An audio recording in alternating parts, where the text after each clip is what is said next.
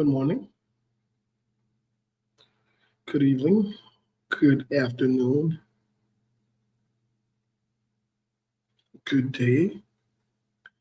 Let's share the show as you join us.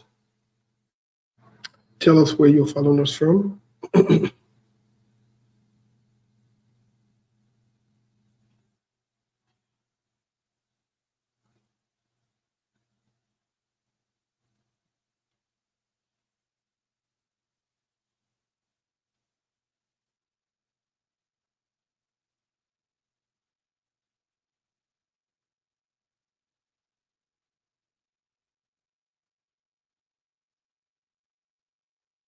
Tell us where you're following us from. Good day.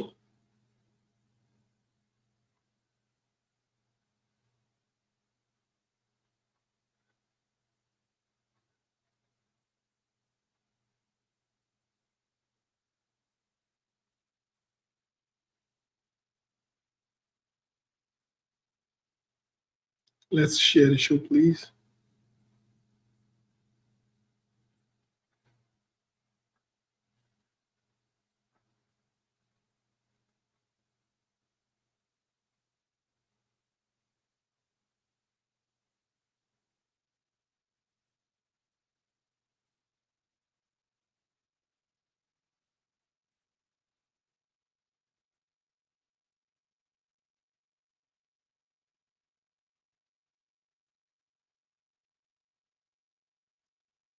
Hello, everyone. Ashford, right?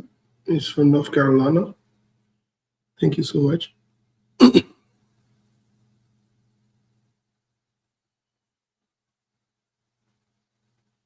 don't want to mispronounce your name. It's Moan Nia from Southeast Asia, Cambodia. Sandy Anderson from Canada. Okay.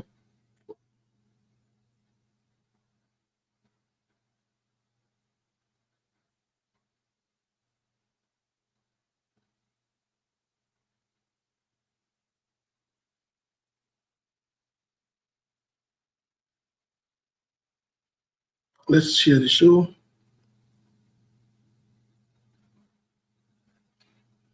Good morning. Yvette Cephas is watching us from not from North Carolina. I'm in North Carolina, but sorry. It's from Atlanta, Georgia. Jimmy Eastman. Jimmy, what's up, my man? Compliment of the season to you, my man. Folks, let's share the show, please.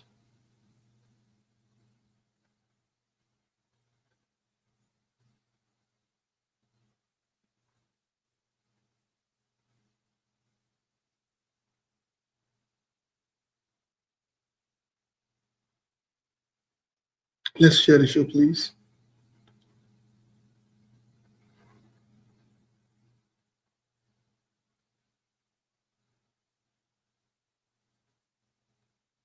Martha Gay is watching us from Grand Rapids, Michigan.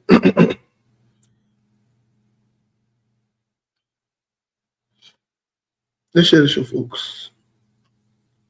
We have a lot to talk about.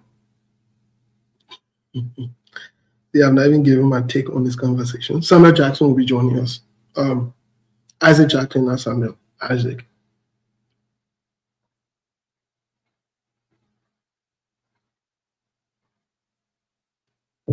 To get his take and perspective on national issues. But let's share the show in the meantime. We have a lot to talk about. I've been quietly and gently following because this thing is degenerating faster than I thought, getting out of hands. Monk could probably join us if his schedule allows him. Milborn, Sekou, all of these guys will be joining us here momentarily in a jiffy. But in the meantime, let's share the show. Plenty things happening. Plenty things are happening. Let's share the show.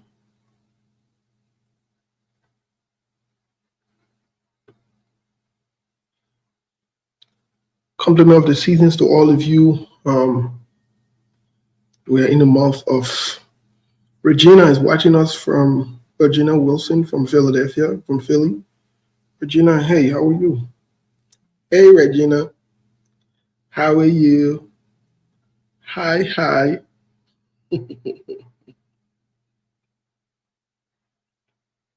Folks, let's share the show now.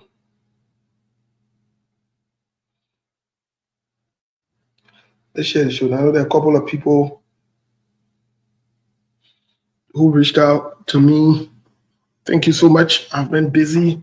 As you guys know, my schedule hasn't adjusted. Still trying to find time to adjust it. I was also traveling. Who there? The man who where shared a few days, you carry that. You Man, went. next time at Christmas, man. Don't be talking. Look, you gotta do the needful. What's When up? you see the man who where shared a carry that. That's why I try to not to change my outfit, because if you're not careful, either some of the citizens, because you're not all though, especially though few group, the I don't know angry minority. Manasade used to say, not say minority. So now we call them the angry minority, who feel that the media are not working in their interest, or the media not praising their quote unquote godfathers or their godmothers, or those people who they think that they are doing evil to this country, that when you talk, they want to haunt you. So we got to change our dress code, change our locations, change the way we look. The memory is now. Very soon you start seeing me with plenty hair all my hair, brother. But good evening, how you doing? My man, Yayi Yeka on the show with plenty of noise. Yeah, but that's a noisy country. The country been noisy. My man, don't be coming on the show with noise like that, man. The problem I get with you. The country been noisy, my brother. So yeah, so the country been noisy, and we are stay into the north. In My fact, man, the my north, man, yeah. Anthony Jackson will be joining also. Okay, that's good. Good evening. In fact, let me greet our people. Steve, good evening to all of our viewers, all of our listeners, those of you who always supporting us. Now, look, one thing I can always tell people is for you to respectfully disagree. That's the best way of life. But remove your emotions, remove your anger, remove your hatred and so forth into every other thing you want to do, and respectfully disagree. And let me say this on the platform. Who this person? They got name was in my mind. Oh, he always calling on this platform. He's one of the regular caller. Is I think quote unquote supporting the rescue government. But whenever you call on this platform, Steve, he will say, yes, go evening, Steve, go evening, Mabel, and Monk, and that of Seku. Let me say to former, in fact, to President Buakai, for example, you say, let me say to President Buakai, thank you for the hard work and everything, but I respectfully disagree with this and this. I want you to work on this because this is not working. Look, these are things that we're talking about. But Steve threatening people, threatening journalists just because they are speaking out. There's a long way to go. Some people, I know where they go, my brother. They should be hard. Like So Joseph Konto always said. what caught your attention from a social standpoint before we get into the politics? There's a lot going on. I'm not rushing to get into the politics. What socially what got your attention? What's going on? Well, so socially, I'm disappointed into our women, because most often they see the festive season as only, or maybe they only want the men to give them the Christmas, or to give them Christmas and so forth. So they always calling us back to back.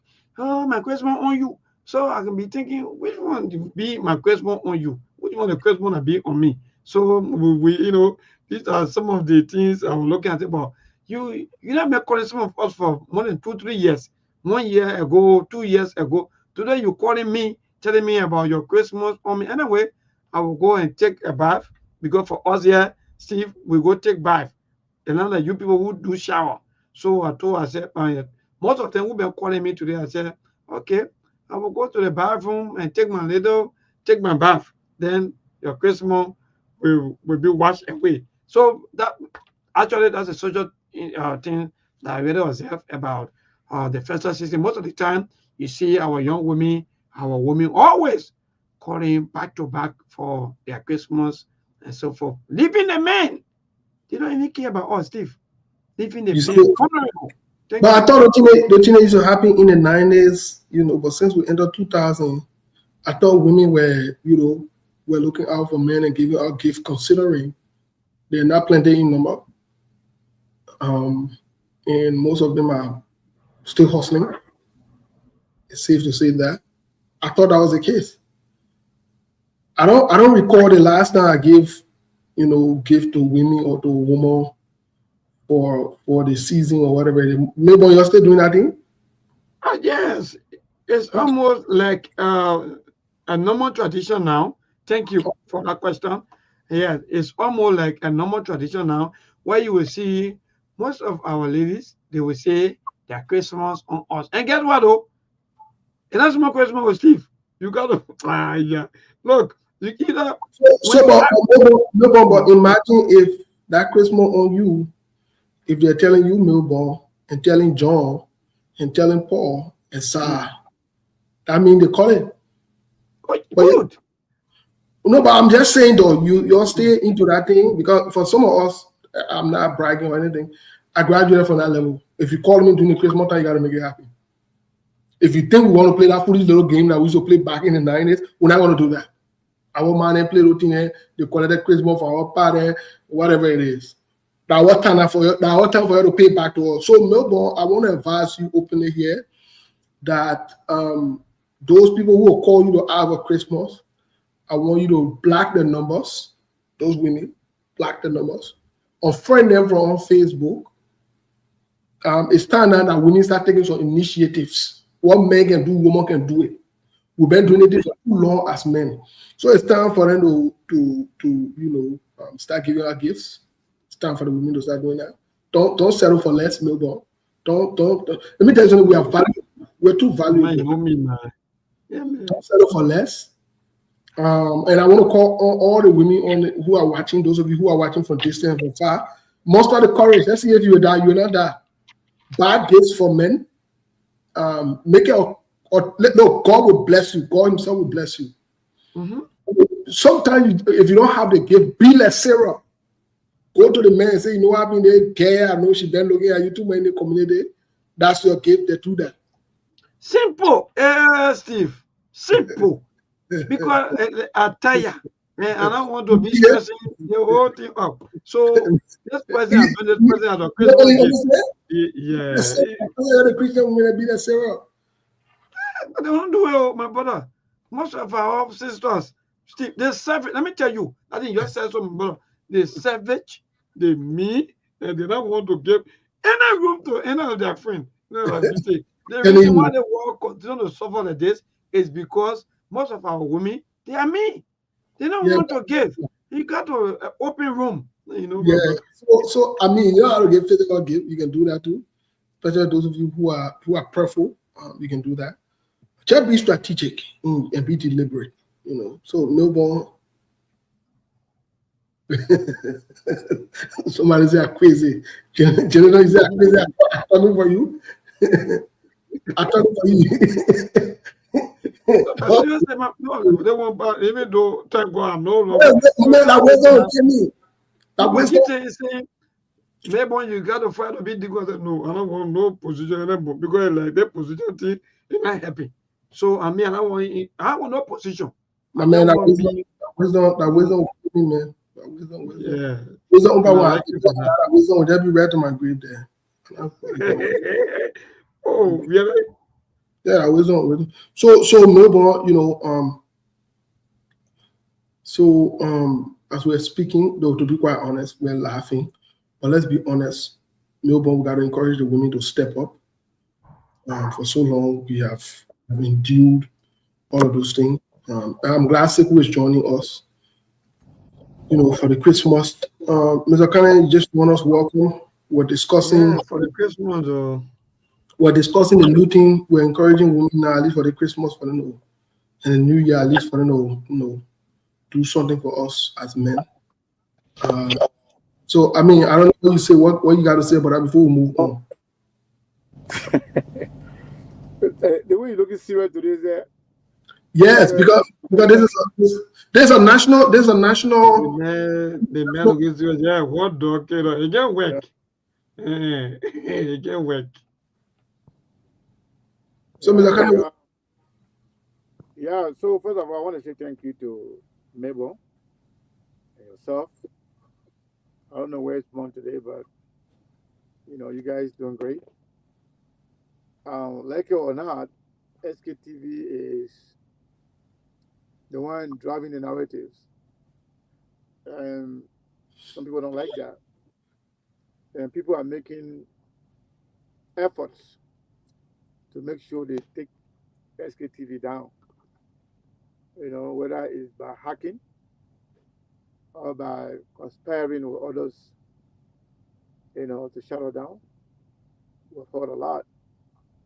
So we have to be vigilant. We have to be very,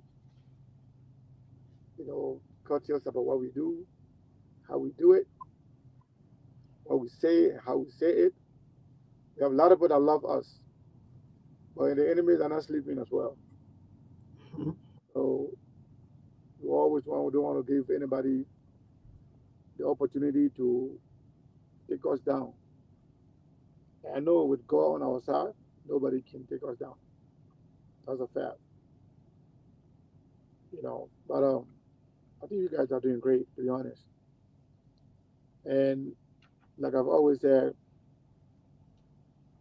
SKTV is on today and being on consistently is because of people like Steve. Because now you're gonna live with me. Yeah, I've given all Labro a long time ago. But you mentioned no, Mr. We can't do that. Regardless, we gotta keep it going. Even though it's tough or it's crazy. We can't just let the people down. And none of us are perfect. We are not perfect. We all have our spots. We all have our flaws. We are human. We got to get along. So you people listening there, you got to bear with us. Like we have always bear with you guys. The last time I was on the show, a guy is shot by a couple of people. One of the guys wrote and said, "Bring less Sekou." I had the opportunity, I had the leverage to block or delete that person, but I didn't do it. I ignore it. I've seen many times when Mabel speaking, some people be writing under it, saying garbage to him. I've seen many occasions, I mean, called some people out, they insulted Steve many, many times. But yet, a lot of people don't see those things. But when we react in a certain way or say certain things, they hold up to a different standard. But again, this is something that we sign up for. We have to play you know, the mature role. We have to take the soft ground. Make sure we accommodate everybody regardless. Because there's a reason why the media is called or being referred to as the fourth estate. The fourth estate meaning is almost like you're having three branches of government. The number four is the media. Media is an integral part of our body politics and around the world. So people who are to setting standard, even they don't do that for themselves. They don't hold themselves to any standard at all. For them, they can do or say anything is okay. But you can't say certain things, you can't do certain things when you're in the media. But again, SKTV comes with credibility, with respect and dignity. People respect us. They can disagree with us. They can see things differently. They can say, no, no, that's not true. But deep down, they know SKTV, we are, if we're not the most, but one of the most credible institutions when it comes to Liberian media outlet. So I'm proud of SKTV. I'm proud of all the guys. Maybon, Steve, Mong, and all our other guys in the Labrador included. Even some of our, most of our supporters, people who are consistently on SKTV, women, our sisters, our friends, I always show up when we turn on, the camera. We respect everybody. We appreciate everybody's support. So I don't want to say that. So Steve, with the Christmas thing, I know your face kind of serious today, thinking that the woman or the people that will take it seriously, they will do something. I don't know. They feel a bit different. Even though we have few people who have been actually showing up, but vast majority of people who normally support SKTV, they have slowed down. I don't know why, but hopefully they will. But yeah, our friends who are Christians and believers, we will join you to celebrate Christmas. We hope everybody will have a great Christmas and a prosperous New Year. So we look forward to that. I hope they will, they will support.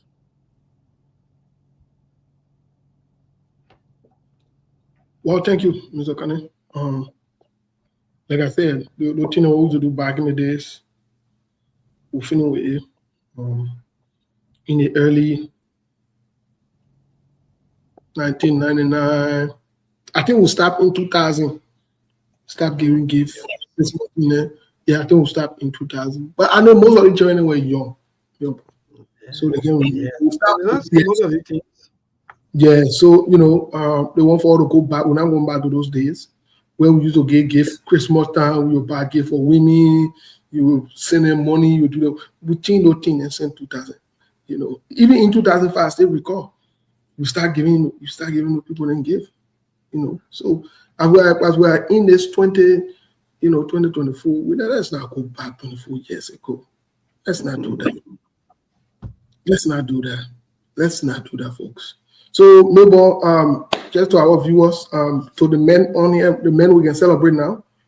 We can finally celebrate that at least the women will get the message that for Christmas and New Year, even next year, we'll be adding 26 that officially, the women will be giving men gifts. When I call you just call. The same way you used to call for Christmas and New Year gift. Hey, you know what I'm saying? The same way you call, you just call and just report yourself. Just 10 or 10 or. So, look, let me tell you, don't even make it no fun. Call and ask what we want. Yeah. Nobody understand. Call and ask what we need of. And let's say if you now won't call because you shy, you can read. You can read it. We'll still get a message. And maybe because someone else shy, that won't call. Because the voice will be shy, so you can just read it. Really, really well. And when you really, really want. Yeah, with Maurice Philip, you're very wise. With our Valentine and too. We added Valentine 26. Just to make it at least 4 holidays in a year. So that some of you doors are not opening for you because of the way you have been treating us. Good.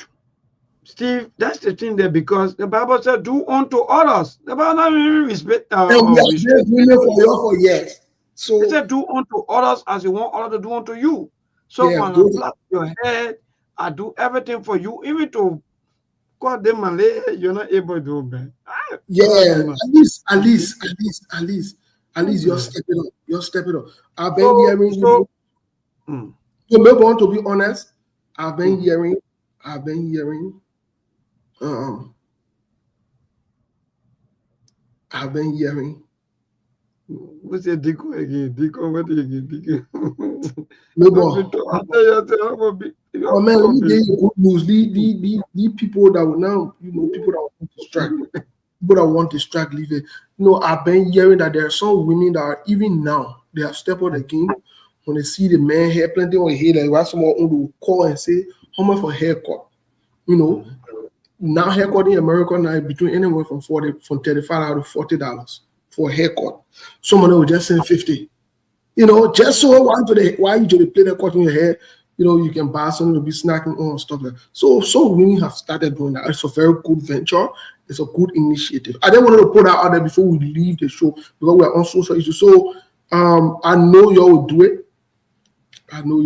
Even though you can mail all the flower you can mail, but you will do it. So to the women, y'all, thank you so much for following and know that one men to come on the show and testify about women stepping out again. So so starting from today to the year end, to January 2nd, we'll take the testimony of men appreciating women. Go ahead. Thank you. So no, but Steve, I realize that's something to admit.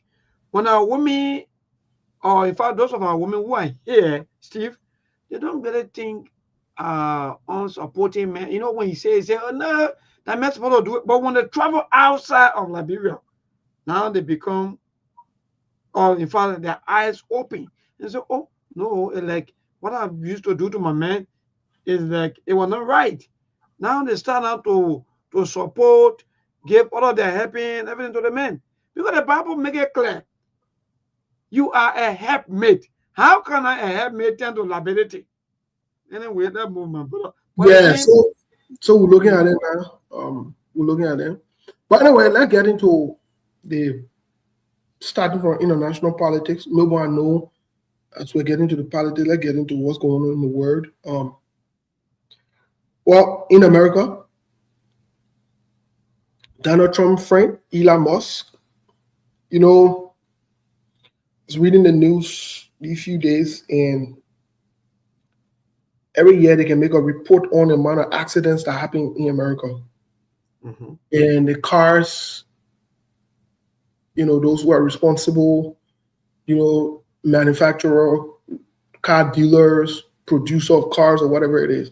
For example, they will give a report and say, oh, let's say 400 accidents happened. 200 were from maybe God forbid Toyota, 200 and 100 were from Honda or whatever. Then so there was something strange that happened. I was reading about the Tesla. Tesla is from Elon Musk. He got the self-driving car now. Yeah, Anthony Jackson will be joining us here. Yes, Ebenezer. Anthony Jackson will be joining us here. So Tesla, the self-driving cars, there's been one of the people, according to the most recent report, that caused a lot of accidents. So by that, different lawsuits and so forth. So the federal government had to do an investigation or whatever. And they got to bring that report to the public. And the reason for that is if plenty of people know that your car or the car that you're making can create accident, people don't want to buy it. It's basically bad for business. Well, it's reported that Donald Trump, they didn't even take office yet. One of their goals now is to get rid of that part where the federal government got to report, got to do that investigation about cars and accidents. It's alleged that Donald Trump then contemplating on removing that particular requirement from the government to make those reports now available or to even conduct those investigations. So they're setting the stage. So very interesting moment, very, very interesting.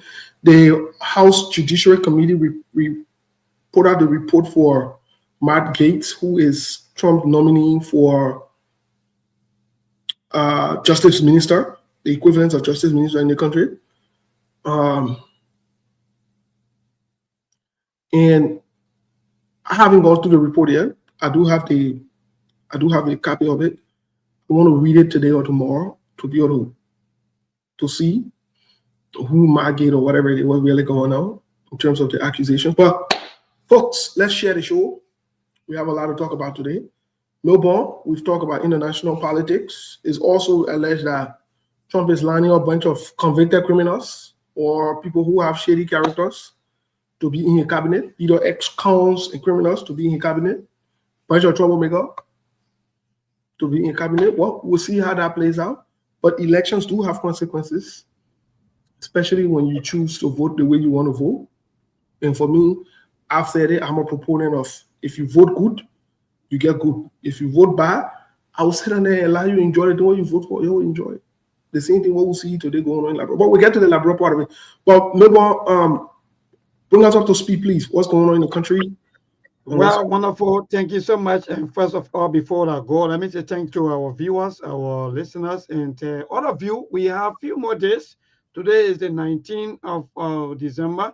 A few more days, then we'll be ending the year 2024, and we'll be welcoming 2025. So again, thanks to all of you for all of your work, all of your time, and everything that you've been taking on to follow the SKTV show. Even though some of you disagree with us, that's the beauty, like Sekou said. But again, let me join Sekou and say to all of our supporters, let me be frank, I think you're following some of the happening now. It's not easy to have an independent media or an independent platform. So we are seriously challenged. You have to join in when it comes to support. We don't want you to only sit back and be thinking like, because if you're not careful, those voices that you are hearing today, they will be quiet. Because nobody want to risk their life, nobody want to see themselves perhaps heavily challenged by people out there who will be wanting them back to back.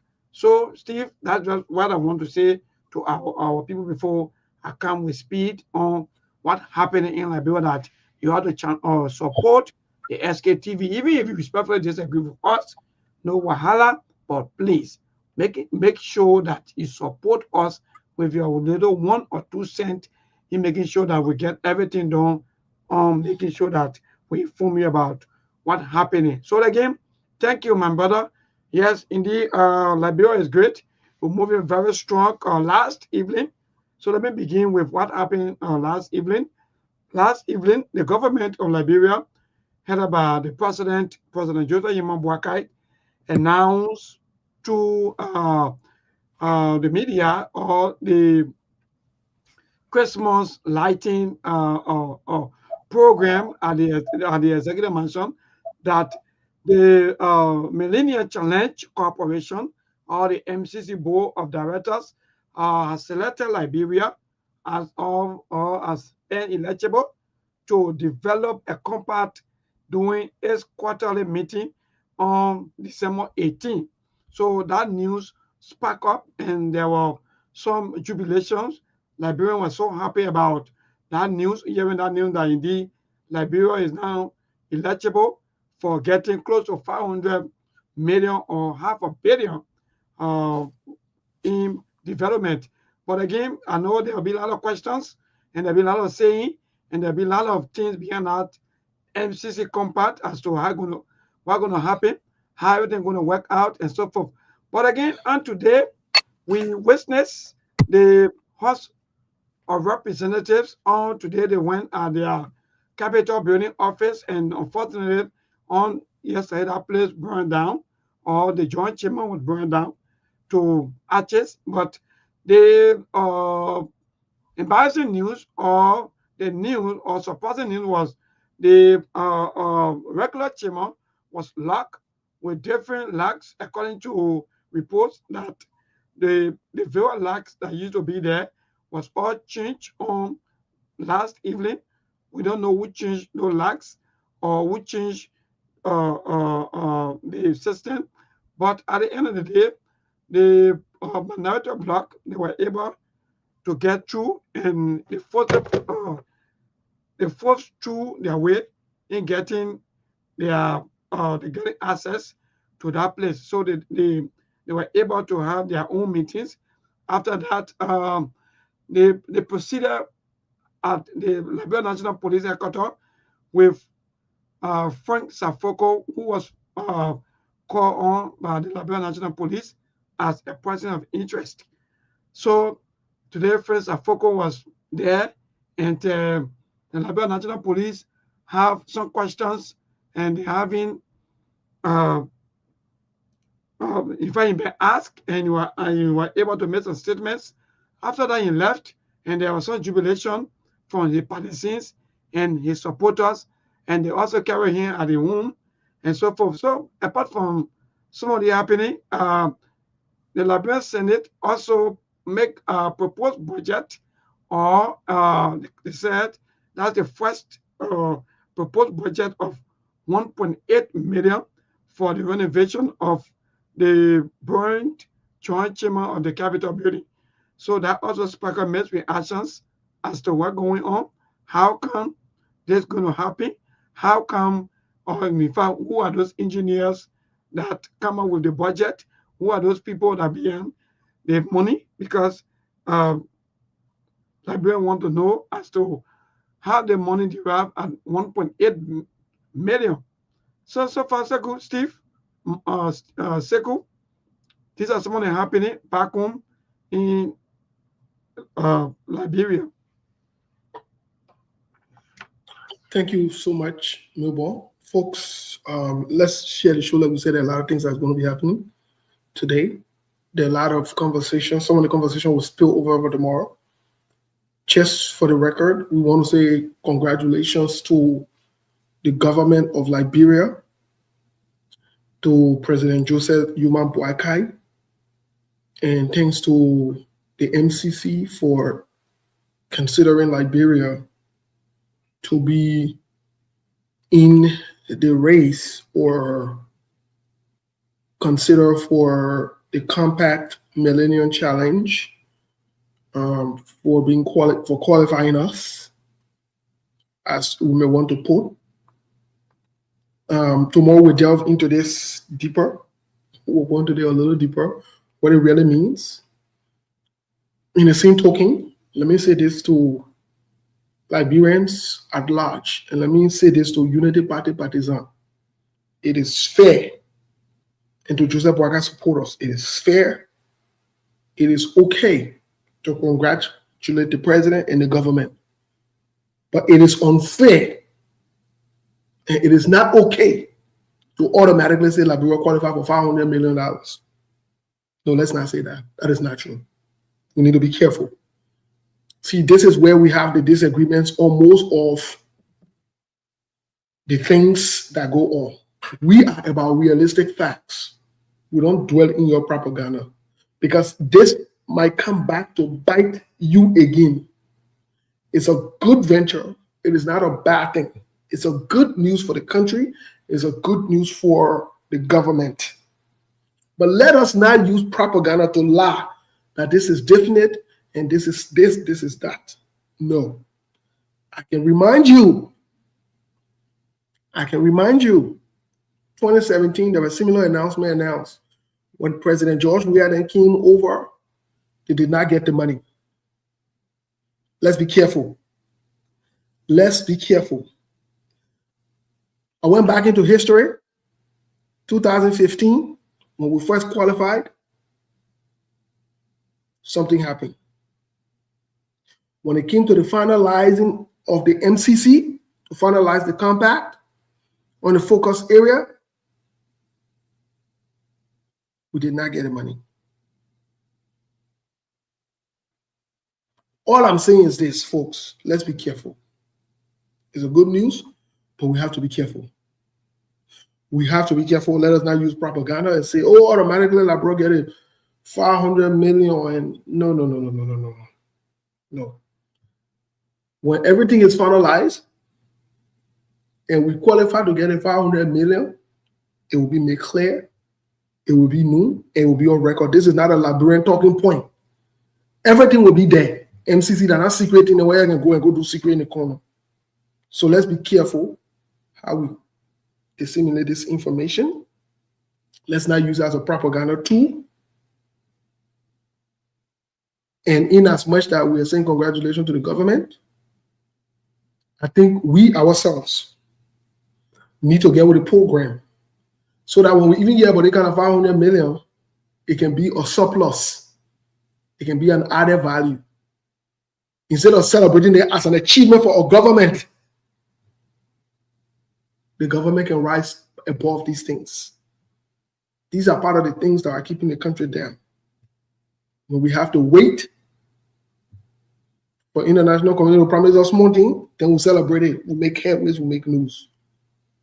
So let's be careful. Congratulations to the government. Anything that will uplift Liberia will be for it. When there's good news, for some of you who say we don't say good news about the government, when there's good news, we say good news. You can't have from good news.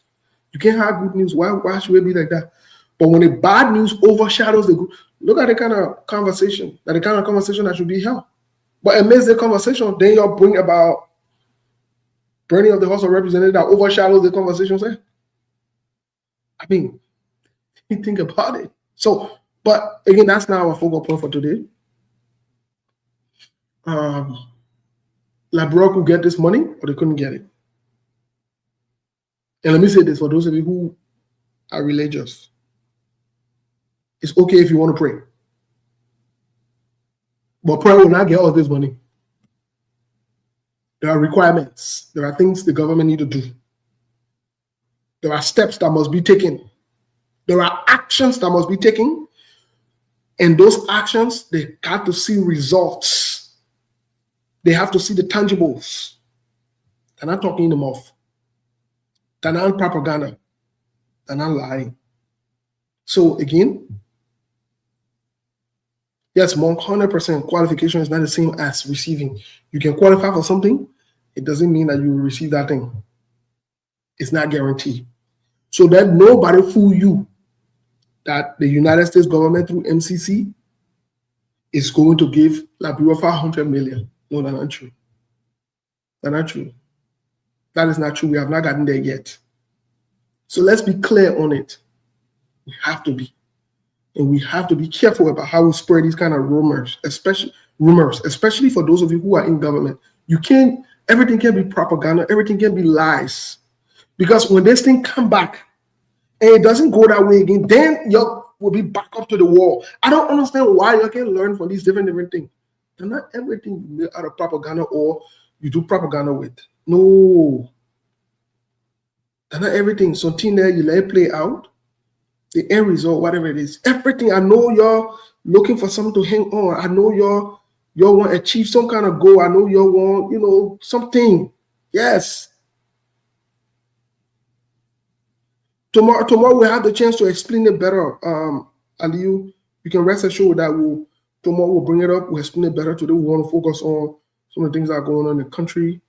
Tomorrow we'll have the chance to explain it better, my brother. We'll have the chance to explain it better, to delve into it. We don't want to spend all the time on it, but we wanted to make sure that we chime in on it. We want to make sure we do that because it's important. We want to make sure we do that. It's very, very important for us to do that. So we wanted to make sure we do that. That's why we're even getting to it. Again, it's not a bad step. There is nothing wrong. There's nothing wrong. I think it's a good thing. Congratulations again to the government. But let's be careful about how we disseminate the information so it doesn't come back to. And then when we say some of the thing again, all the thing that we say, so it doesn't come back to haunt us and give us funny faces. Monk, what's up, my man? Welcome to this edition. What's going on, my man? Not much. Doing great. I had to show up a little bit. Came late, but that's it. Yeah, My most schedule is definitely. not regular now, so but at least I will try my best to be here. Yes. Last night I meant to call you, but then something came up, so I was like, I'll call Monk later on for us to talk. But what say you? I saw you writing about the MCC. That's one of the biggest news on there. Man, the MCC thing is just like you made the basic requirement to be considered one. The thing about the MCC grant, that's why you see I tell people all the time, I don't follow these Western standard because they themselves they contradict themselves when it comes to governance. You see things happen in the country and they will tell you that some guy who can steal money from the central bank qualify for good governance. I don't know how they get this thing. But that's Washington, that's how Washington operates. It's all about lobbying, it's all about pushing your own interest. It's not about what you think, it's not about what on the books because the one thing about the MCC program, these were already loans or grants that were earmarked for African countries or third world, mostly developing nations. It was Mhm. just under the Bush era that they changed the standard and say, okay, even though we got the money here that is free for you or that we gave to you, but you got to show certain level of responsibility in terms of governance. So it's not nothing big because when you look at the standard that is set, you'll be like, okay, how can a country that is mad in corruption will be on the list for meeting the threshold for good governance? It's a contradiction. But that's it. That's Washington. You come here, you can push the envelope, you can make some calls behind and say this thing will work for you. That's why the only country in the world that I respect when it comes to, almost like if you do a little bit of research on this country they call Bhutan in far Asia, I think it's Southeast Asia, right? They got something they Mhm. call gross national happiness because they came up with an idea say what good of a GDP when people are suffering, no better healthcare, no better roads, running water, and you say the GDP increase is not reflecting in the life of the people. The best way to measure government performance is something they call GNP. They call it gross national happiness, GNH. So Bhutan, they created their own template as to how they will gauge the people in noticing that the government is doing a remarkable job in terms of the social economic development. So while other countries, all the countries around the world uses the gross domestic product to test the strength of the economy, Bhutan said no, we will test the happiness of our people to determine if the government is performing or not. So they got their own standard. They don't play by the regular norm. That's how they did it. That's what happened with the MCC here. And Because that's even quite a, Georgia, go ahead. You're saying something. go ahead. I say I say Marcel? I want to say I agree with you, Monk, that my only caution to the government is don't overplay this expectation. Don't run with this narrative and this propaganda that we got 500 million already, which is not true. Because at the end of the day, we'll come back to haunt you. We've said this, in many ways, we've warned the government. In many ways, we've provided recommendation and advice to the government. Just be transparent, be clear to your people. Hey, this is a qualifying thing. We qualify for it, but there's a stage or there's a process to it or whatever it is. The hope and the goal is we'll work on some of the expectations or whatever it is to meet the final recommendations or the final implementation so we can get the money and let the people know this is how you communicate. You don't come and be, oh, good news, Labrador get 500 million. Now you've raised up the expectation. Or people start asking you to account for that 500 million and you don't account. And when we come and say you lie, then you get that with us. And you Good. say And we that's use, the point. and That's we the use And let point. me fish. just Mhm. Steve, I'm not cutting you. Let me just remind people. I don't know if people can remember when Madam Salih became president. It has something they call the HIPIC. They call it Mhm. heavy indebted poor countries. There were Yes. other countries that were because what the IMF would do, like countries that are heavily in debt, it stopped them from accessing money to borrow from the World Bank and the IMF. So they got this thing they call the HIPIC initiative, where you got to go through the process. Other countries will be competing. You have to pass it, and then you got to put in place certain measures to be considered a Yes, recipient. So it's yes, one thing to qualify, but another thing to complete the process to be able to receive the money, which Madam Salif did, and they were able to reduce our debt from almost 4.2 billion to less than $1 billion. So don't get confused. I mean, it's a red step in the right direction, but you are just halfway there. You are not there yet. Don't celebrate before you reach to the end zone. That's just what they're telling you. well, and that's why we're saying it again because we won't be on record. Because if it backfires, you can rest assured I will come here and call the government lying.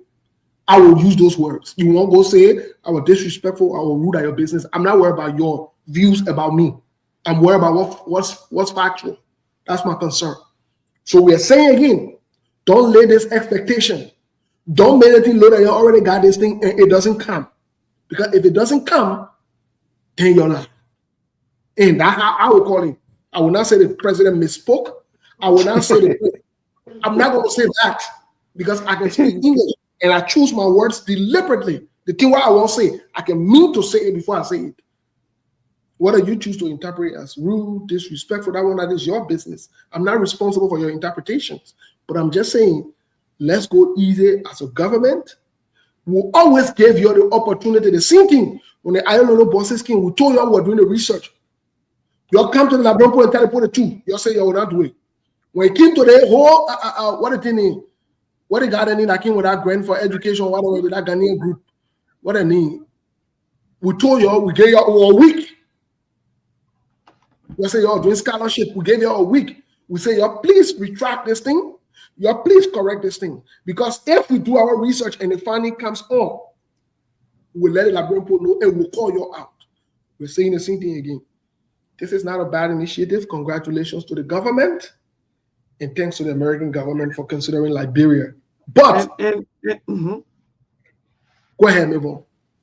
Yes, I don't want to add up to you and that Monk, because what you people are saying, these are things sometimes when it happen, and we'll come here to tell our people that your government, maybe they fail on this, or maybe they achieve on this, and they get angry. And because voting for someone, it doesn't mean that you can maybe hold them accountable, maybe when they do the wrong things or not. So that you people are saying, thank God, because even if you go to the MCC website, they are saying that illegible. It's almost like when you play DV, or even when you take a college or maybe entrance, they will tell you, yes, you pass.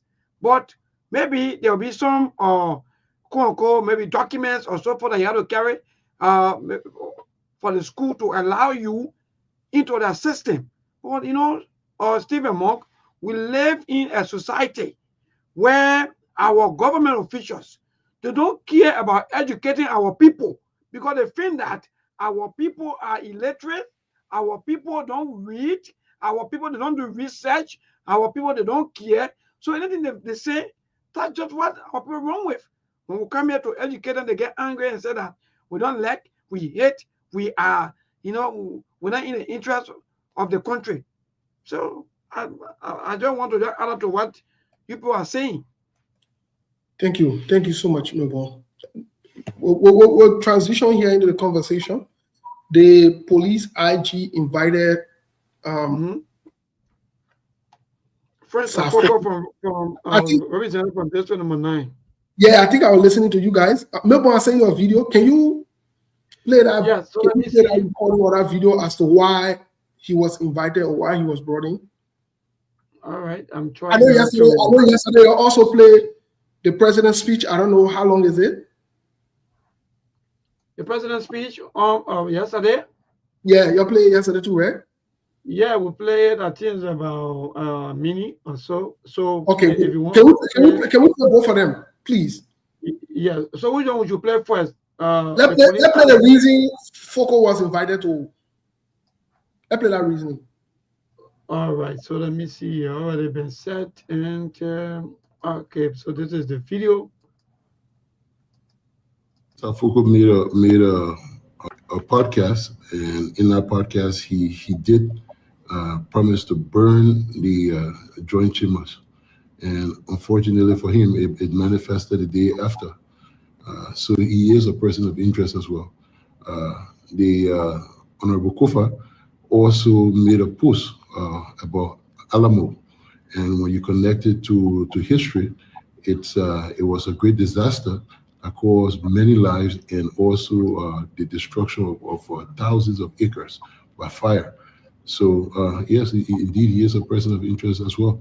So the Deputy Inspector General for Crime Services, Intelligence, and Interpol have been instructed to place calls to all of those who we believe are people of interest to kindly cooperate with the investigation, and that is what's ongoing right now. Okay. Mom, how do you react to that? Man, I think my reaction is very simple. I think I said it yesterday on the show. This thing, you want to handle it professionally. You want to make sure that it's devolved politics, and you don't want to be the one putting the cart ahead of the horse. And it gets standard operating procedure for people that understand law enforcement, for professional expert, that when you got someone of interest, you interview them, you call them for questioning, because it's an investigation. The investigation is still ongoing, and we said it on the show that SKTV won't come off while the investigation is ongoing for us to start drawing conclusion and to start giving our personal opinion. We'll let the dust settle, and over time we'll get the result because they just trying to connect the dot. He made a statement, I think, on multiple occasions, even though it been months ago. And the speaker too, he gave some subtle message on Facebook referring to the Alamo. The thing about the Alamo is a complex history. You could interpret it so many different ways. You can talk about fire destruction. You can talk about resistance movement. You can talk about fighting to the end because that's why the Alamo, the battle of the Alamo between some American patriot and the Mexican army was all about back in the day when it comes to history. And they have a resistance. It was almost like they are saying this is our last thing. We either die here or we let the Mexican to take over the state of Texas at the time.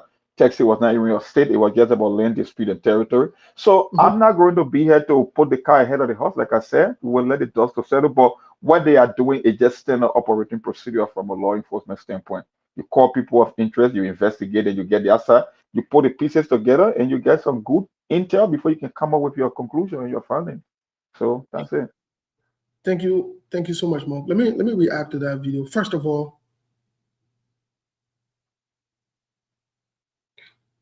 you know, like Monk can always say, I have high respect for education and people who are educated, but I don't have no expectations because I've seen people who are educated do what is wrong. I've seen people who are educated use their education to manipulate, lie, exploit, create harm, and so forth.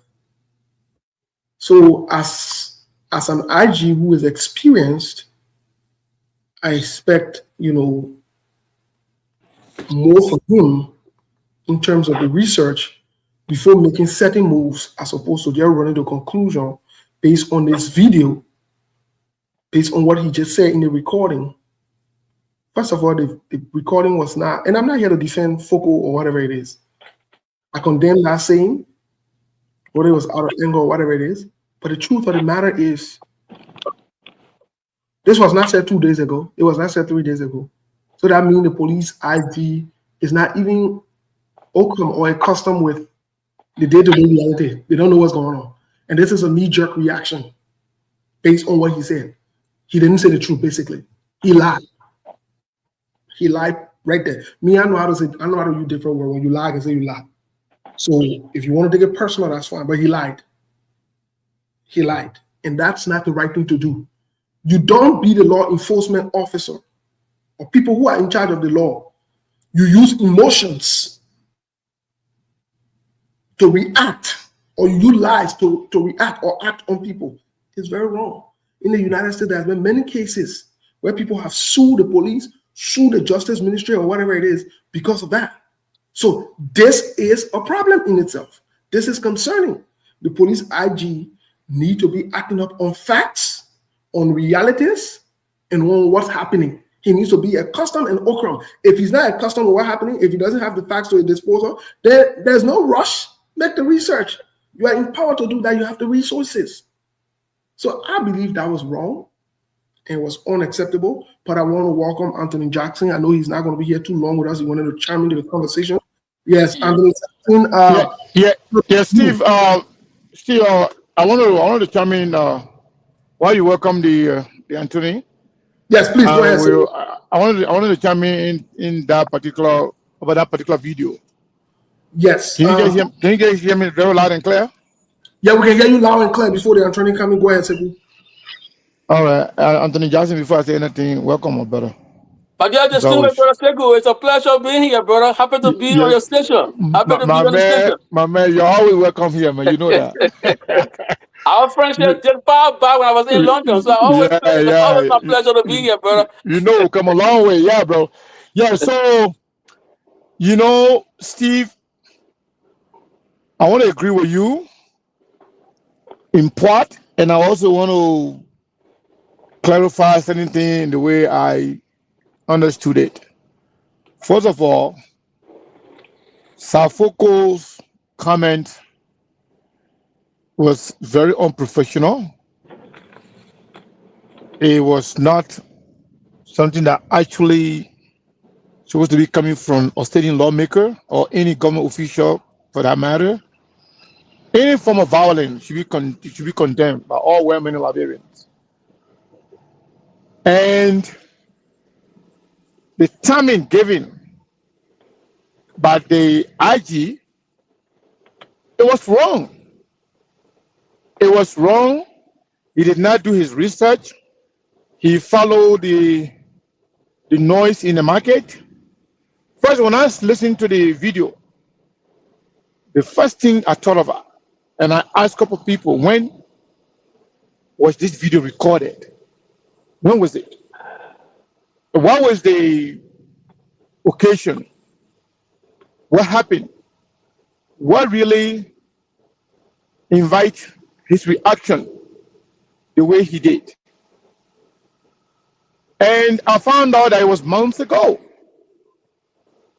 So for the IG to have said this, 2 days later, this happened, I think he was misled. And I also believe that he did not do his due diligence, which is very unfortunate. However, Safoko's comment, Steve, Abel Monk, and Anthony Jackson. If somebody, I did an analogy yesterday. If somebody say, if Sekou continue to attack the ills in the society, to attack the government's flaws, to attack President Boakai, I will kill him. 1 year later,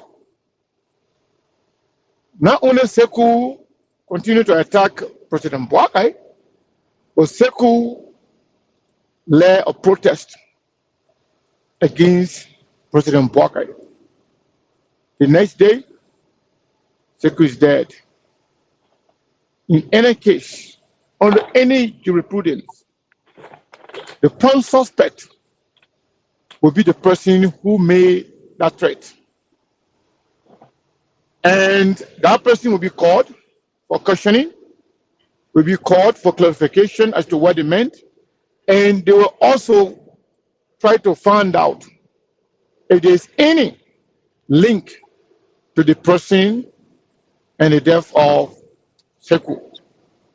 I made an analogy to say leaders should be very selective. Leaders should be careful as to what they say and how they say it and when to say it. So it was unfortunate. Joseph Boakai made similar erroneous statement. And he said that if he loses the election or he's cheated, we will no longer have a country. That was an unfortunate comment coming from a statement like Joseph Boakai, who was a potential president. So what if Joseph Boakai didn't win the election? We don't know what was going to happen, but God forbid. Had Joseph Boakai lost that election, and then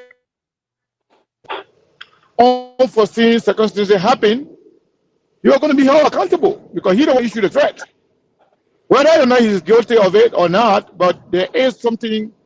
I'm not like a legal practitioner, but there's something in law enforcement called prima facie or probable cause. You give them reason to look into you, they even investigate you, or even arrest you for prosecution. So I think it was really bad. Whether I had anything to do with this or not, I consider it as self-inflicted wound. Whatever he goes through, I think he deserves it.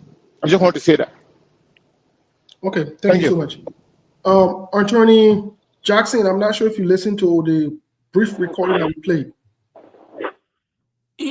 No, I've not. I didn't listen to the brief recording, but I mean, as a Liberian person and somebody who is actively involved in politics, I follow most of the development back home, and so I think I'm well informed about what is obtaining on the home front.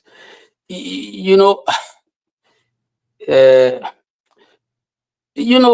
me, I don't know whether you want me to speak to what's obtaining in the country. Yes, please. To be honest with you, if Liberia was a serious country, the police RG that is being quoted will have been made to walk the plank. He would have resigned in disgrace and shame, because the police RG, just from what your friend was saying, from the circumstances, knowing that there was a heated atmosphere at the legislature, and that heated atmosphere was gone to a boiling point, he would have at least deployed men to man the facility. Regrettably, he did not do so, and any sensible and professional person in any of the Western serious country will bow their head in shame for being derelict at their duty. The police RG was derelict at his duty. He's looking for scapegoat. He's not even on top of his game. I think it's a shame that Liberia is at this low place again. You know, as for the violence, I can say to you that Mr. Bwaka is the prime culprit. Mr. Bwaka is a disgusting politician and a heartless old man who is bent on plunging the country once more into violence. I say this because since Bwaka took over, he has not respected any law in the country. And if people are being violent, they are taking his lead. The first thing Mr. Bwaka did since taking power, you know what he did? He accorded the national podium to an inexperienced academic named Ratel Pele. Ratel Nije Pele. What did Ratel Nije Pele do? Ratel Nije Pele spread poison against the government and people of the United States to the extent that they could not tolerate her any longer. They walked out. Observe, and I want you to observe, and people who follow the show should observe what I'm about to say. Following Ratel Nije denigrating statement against the U.S. government, almost all of the talk shows in Liberia hosted callers who were saying terrible and mean things about the U.S. government. There was huge verbal aggression against the government and people of the United States on our public radio station. This is public record. And that was Bwaka working because he wanted to flirt with the autocratic regime of Russia. But any part that action of Mr. Bwaka's giving somebody podium to spread poison against the government and people of the United States, what did Bwaka do? Bwaka has rewarded. The second thing he's done to show to us that he can condone violence, that he's friendly with violence, Bwaka has rewarded people who orchestrated violence during this just in the election. His internal affairs minister is a culprit for orchestrating violence in Lofa during the just in the election. What did Bwaka do? He rewarded that guy with an internal affairs post. He's the minister of internal affairs, a very powerful, influential position in the government. He controls local government. That's Bwaka reward for people who attune, people who basically love violence. So Mr. Bwaka, I'm going. I know you want to say other things, but I would go back. I want to come to where we are now. So I'm driving you through. I'm making the case against this decrepit, sick old man who want to put the country back into autocracy. So he rewarded the internal affairs minister who has orchestrated violence in Lofa. The deputy IG of the police, as we speak, has been accused of carrying out violent action against the CDC in the CDC compound. He was accused of firing live bullets in the CDC compound. The deputy IG, Mr. Bwaka, promoted him. Mr. Bwaka has not stopped there. Do you know that Mr. Bwaka violently, in reckless disregard to our law, violently uprooted tenure holders in the country? That's violent. When the law said you can't do it, and Bwaka uprooted tenure holders, he was basically visiting violence upon our democratic constitution. And so this is where we are. So in this current state, for me, I think it's a sad commentary when people gloss over what precipitated the action that we're talking about. What precipitated the action is Mr. Bwaka has been accused of paying bribe money to lawmakers And again, paying bribe money in our law is violated of the penal law, section 12. Mr. Bwaka, the president of the republic, paid bribe money to some lawmaker to remove the speaker. They went to the Supreme Court. The Supreme Court ruled in favor of the speaker. Mr. Bwaka and his people found something silly to say, and then decided to operate with a so-called majority bloc. When our citizen, Liberian citizen, exercising their democratic right as provided for in Article 17 of the Constitution, Bwaka's police once more brutalized our citizens, blocked in our streets. And the police IG being so derelict, he sat supinely. Whether it's electricity that caused the problem at the Capitol building, I don't know. Whether it's as a result of the anger of the people boiling over that put that building in flame, we are yet to find out. But I can say to you, brother, even in the, what I found very troubling is that people are emphasizing the burning of the Capitol building more than the people who blood got spilled in the street. It's appeared to me that Liberia is becoming a place of Nebuchadnezzar.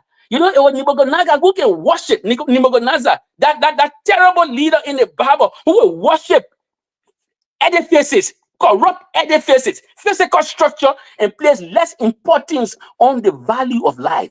Human beings spilled their blood. Police brutalized them. You're not talking about human being. You're talking about an edifice. I'm not saying this to minimize the value of the Capitol building, because even in the Bible, when Jesus Christ himself, the King of Kings, when he went to the courtyard and saw corrupt people desecrating a sacred place, the Bible says Jesus turned the table over.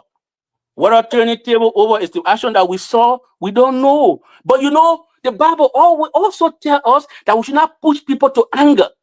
They said the parents, do not push your children to anger. Okay, when people get angry, sometimes they take extreme action. What we saw over there is as a result of Mr. Bwaka condoning violence and pushing people to breaking points. So quickly, Attorney Jackson, thanks for laying the premise for the conversation here. But I wanted to bring this to all of you attention. This is what credit to Front Page Africa. This is what Front Page Africa is reporting. Less than 24 hours. In less than 24 hours of the Capitol being gutted, this is what it states here on one of the reporting. Quote, Liberia Senate Committee on Ways and Means, Finance and Budget proposes US 1.8 million in the draft national budget for fiscal year 2025 to rehabilitate the joint chambers of the Capitol building, which was gutted by fire on December 18, 2024. Taxpayers are the ones expected to shoulder this burden through the budget. But here before you react. Yesterday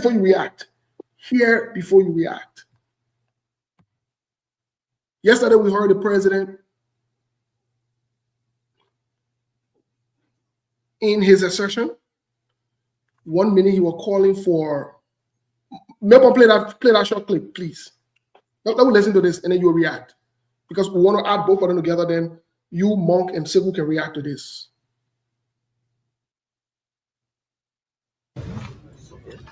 There's a lot of wanton destruction that is going on in this country. Beginning with this, we're not going to tolerate this anymore in this country. We are a poor country. People are trying to help us, and other people are bent on destroying this country. You have problem. We have the rule of law. We have every way in this place to be able to listen to you. But we're not going to accept this. We're asking the Minister of Justice, all of the security apparatus, including our friends, to investigate this letter. People who are culprit, we will deal with them, and we'll set the tune for all other people who, when they get angry, they burn down the police, they destroy this. We're not going to allow this. So we just want to say, to console the members of the first family in this government, and we're in sympathy with them, but this destruction we have to stop. And we're not going to allow this to happen in this country. But people who have problems, we have the way to remedy all the issues in this country. So that's all I have to tell you. I'm happy that you are here. You will look at yourself, but we're not going to settle for this. This is not a place for hooligans. This is a place for responsible people who are here to serve the Liberian people. This country is poor, and I don't care what they do, we'll build this country for the interest of future generations. Thank you. His Excellency President Joseph. Okay, so quickly, here's my question to all of you, folks. Here's my question to all of you. This question is in two folds. Has there been an investigation constituted already? Is there a report about the investigation?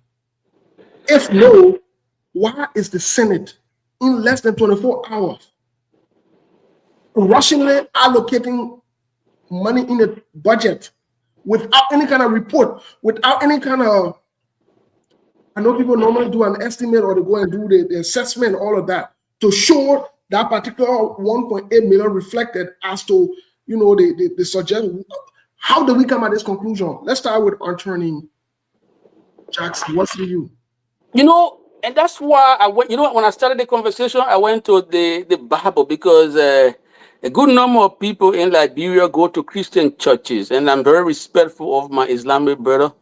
You know, I got good friends from the Islamic community. You know, I can name Justice Johnny, I can name Musa Ability, and even Sekou and Kalasco, who they just detained wrongfully. You know, if you listen to Kalasco testimony, you will be worried about Liberia, worried for Liberia's future. In Boakas, Liberia, Kalasco wrongfully detained, 2 a.m., police, plainclothes people, strange, unidentified people going to his prison cell and intimidating him. He has to take other inmates' anger to say, no, you can't do what you did to the other guy. Once more, Boaka is resurrecting the ugly ghost. Those cases, those notorious cases of people disappearing in police station. But to answer your question, brother, you see, the anger of the people directed at that building is not for nothing.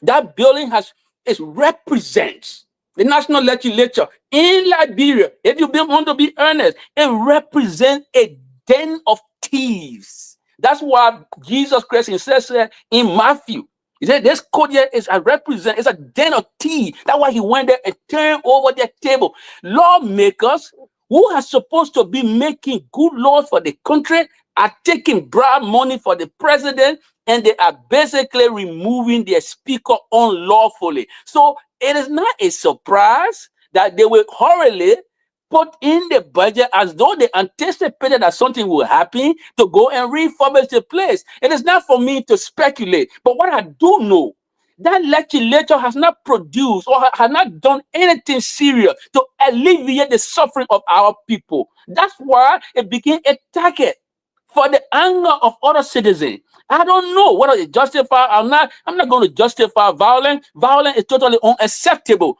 But when you conduct yourself in a manner that is not befitting of the office you hold, what happens? Look, I lived 5 years in London. And I'm bringing this down to the police people who taking side in this fight. Policing, the effectiveness of policing everywhere around the world is what? Trust is based on trust and credibility. If the police doesn't demonstrate trust and credibility, when people don't believe that the police is impartial, the police also can become a victim of the wrath of the people. I witnessed that in 2011 in United Kingdom, when police stations were burned down because the police people were over-policing black communities. Today, you go to that Capitol building, those police people are protecting the lawmaker from the majority black. They have become a Boaka police. They're conducting themselves that they are a politicized police. It is a police that want to protect people who belong to Boaka-friendly group. That is the way the police is presenting itself. It's dangerous for our country. International partners spend money to professionalize that police. That police is being deeply politicized. You beating on lawmakers that come from Fonati Kofa block, and you giving free passage to police to lawmakers from this this egregious, funny-looking guy called Kun Block. This is wrong. The police is not appearing to be even-handed, and every time the police doesn't build trust and credibility, the police too will fall victim. I'm encouraging the police to desist from being politicized.